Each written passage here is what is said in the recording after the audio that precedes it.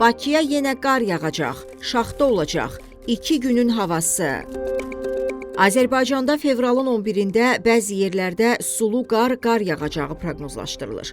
Bu barədə reporta Milli Hidrometeorologiya Xidmətindən məlumat verilib.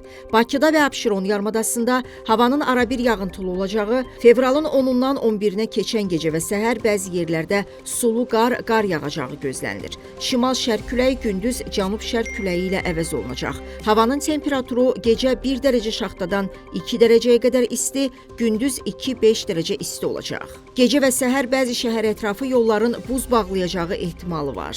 Azərbaycanın rayonlarında havanın arabir yağıntılı olacağı, qar yağacağı gözlənilir. Ayrı-ayrı yerlərdə intensiv olacağı ehtimalı var. Mülayim qərb küləyi əsəcək. Havanın temperaturu gecə 2 dərəcə şaxtadan 2 dərəcəyə qədər isti, gündüz 3-6 dərəcə isti, dağlarda gecə 5-10 dərəcə şaxta, yüksək dağlıq ərazilərdə 10-15 dərəcə şaxta, gündüz 0-5 dərəcə şaxta olacaq. Bəzi yolların buz bağlayacağı ehtimalı var.